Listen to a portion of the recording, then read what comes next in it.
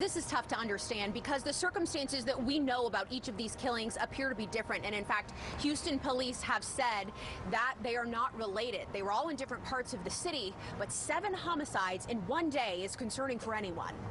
And yesterday was a day that was unlike a lot of our days. To have 7 homicides in one day, it's just unbearable. But it is what we've been saying for about a year is the direction our city's going in. So we are not alarmed or surprised. This is what Houston looked like Monday. Bloodshed, final breaths taken, police lights strobing, homicide detectives responding to 7 different locations. For people who work at Crime Stoppers, who take the calls from victims and their families, this strikes a nerve. We cannot believe that we need to be having these types of conversations that we're seeking to work with our incredible elected officials and our partners, and sometimes getting pushback on an issue that should be nonpartisan. The public safety of all should be something we all agree on, and we're not finding that that's the case. So far this year, there have been 339 homicides in the city compared to 235 last year at this time.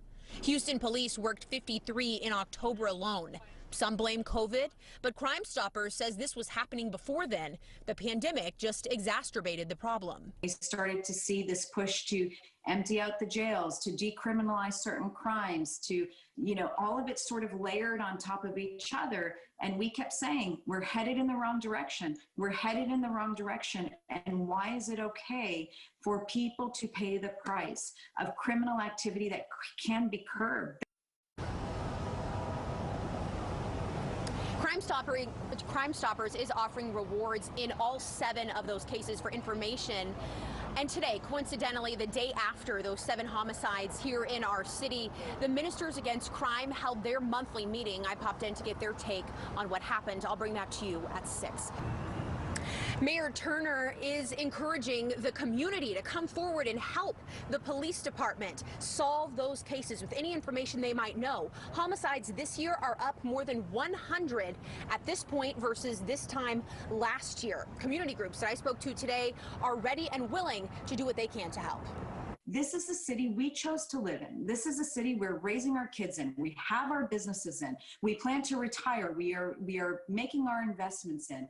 We have every right to demand public safety for the residents that call Harris County home. This is not something to be proud of. You're looking at the 7 homicide scenes across Houston yesterday from sunup to sundown. One thing that seems clear is that organizations and citizens locally want to do their part to prevent having another day like this. It was a topic among the Ministers Against Crime who held their monthly meeting today. There needs to be a sit down with those in authority discussing the conditions of our community, not wait until it happens. Let's be preventive. Prayer is good in prayer meeting. Right. Yes, I hear you. But it ain't worth too much in killing meeting. So we're going to do what we can to help stop the killing. Crime Stoppers says they've been sounding the alarm on the increase in crime for a year now.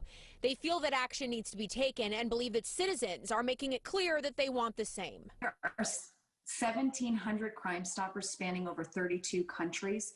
Crime Stoppers of Houston is the most successful of all of them, the most incredible citizens. They call, they call, they call. And Crime Stoppers is asking you to do that. Call if you have any information. They are offering a reward in all 7 homicides that took place yesterday.